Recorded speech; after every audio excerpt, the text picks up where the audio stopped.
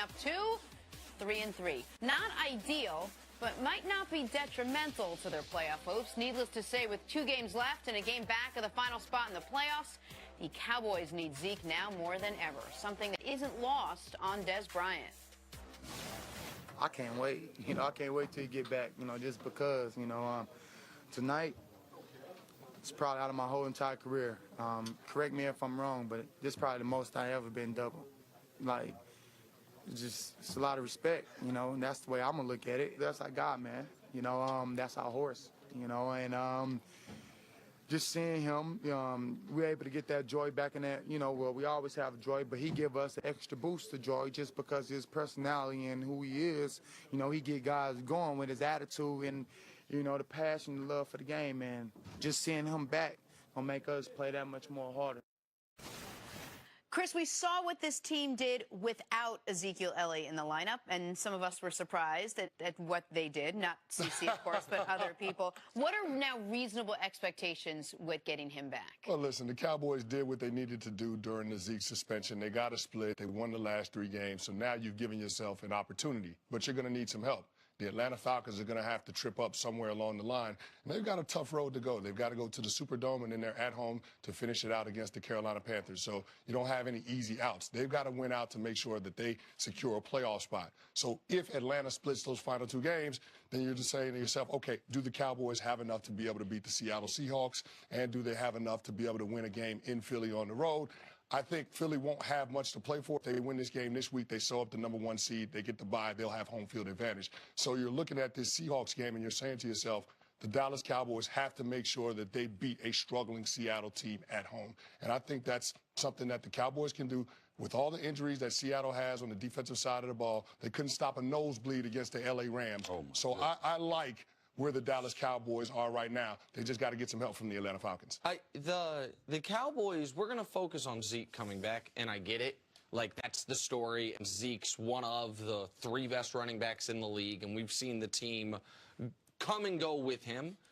The reason that if you want to be optimistic about the Cowboys, we talked earlier, if the Cowboys make, who's the most dangerous potential NFC 6 seed?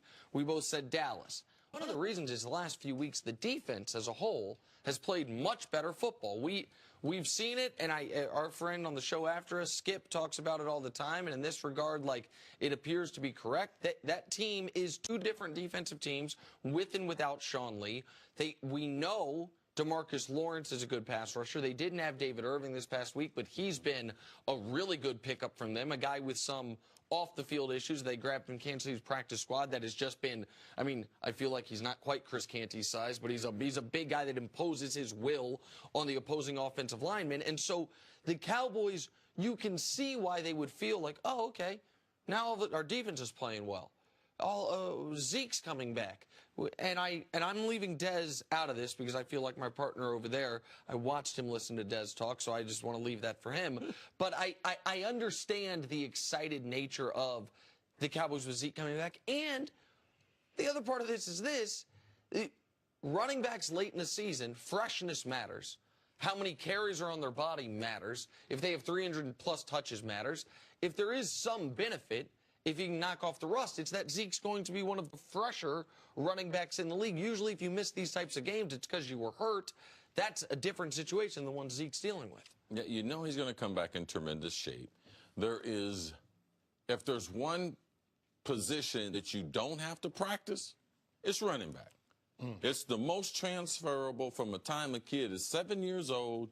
Do you put him in high school, you put him in college, or you put him in the pros? We see. No matter what school you come from, you could be D1, 1AA, still come into the NFL and have a huge impact because the running skills and the instincts that running backs have, it's transferable to all levels of play. So I expect Zeke, especially with the gift wrap for Christmas, Seattle defense. Bobby Wagner, I'm like Earl Thomas. He should have not been on the field. It was embarrassing to himself because I know him when he's healthy. He tried, but, man, he hurt his football team. The backup had to be better. If he could run at full speed, had to be better than Bobby Wagner. KJ Wright, he was out of the game. No Cam Chancellor. So Zeke's physical running style between the tackles, this is a recipe for Zeke to have a monster game. But Back to Dez Bryant. I don't know a wide receiver that's ever been excited about, I'm going to get the ball less. That'd be like y'all coming on the show, be like, hey, Chris, you know, we got a 3-hour show today, but you only going to talk for 30 minutes. Now, why would I be excited about that? Now, so for Dez, I'm like, oh, my God, I can't believe it. I can't wait for him to get back. This is the first time I've been double-teamed. They didn't have to double-team you. You've been so average, they just been putting one guy on. Wow. I mean, that's what he said. Yeah. I mean, I'm watching the film, but that's what he said. So for me, that's not the same Michael Irvin attitude that used to wear that number 88. So I just wish the ghost of Michael Irvin would somehow get into number 88's body, who's currently wearing the jersey number 88, and be a dominant player. Well, because without Zeke and without Dez being a dominant player, the Cowboys still can't go anywhere. Just real quick before you jump in, when Dez says, I'm double covered more than I've ever been, with the clear implication being when Zeke's out there, they don't double cover me. Hey, man, Le'Veon Bell might be the best running back in the league. Guess what? They still double cover Antonio Brown. Yeah, they played the basic cover 2 against Dez. The safety was helping. Yes, that's the way the good players, Dez, I'm sorry, but that's the way they defend them. I mean, that's the way those guys get defended when their teams are at full strength. Last year, the Falcons had a deadly running game with Coleman and Devontae Freeman. Guess what? Julio's getting doubled. Like, obviously, Odell's getting doubled. They don't have a great running back situation. But even teams that have really dangerous running backs, if you have a great wide receiver, he's getting doubled. So for Dez to all of a sudden be like, damn, I'm getting doubled now, that more than any number, more than anything Chris can say, Dez's own words defined where he is in the wide receiver hierarchy, that all of a sudden getting double covered was something new for him. I'm just glad that he figured it out, because that ain't the easiest thing for him. They got 2 guys guarding me, or they got one guy guarding me. Well, the only thing I'm going to say is he figured it out probably a little too late, because the Cowboys are probably going to win out, but I still think they're going to fall short. They're not going to make it into the postseason. Too many things have to fall right for them.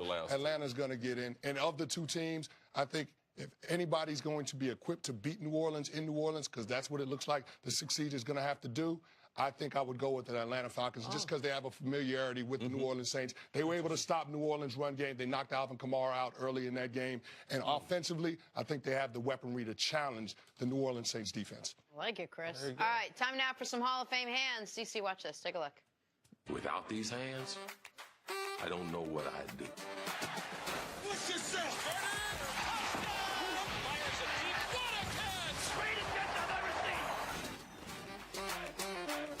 All right, CC, last night Mike Evans used all 6'5" of himself to go up and get that one. Hey, that's a phenomenon. There's 2 guys on him.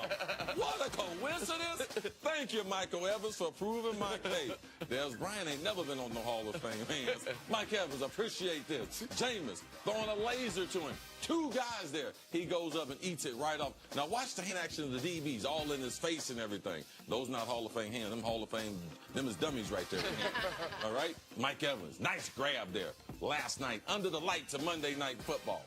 CC, you got to teach him to be a little more subtle with the push-off. He would have had more touchdown catches if he hadn't got flagged for that push-off. Yeah.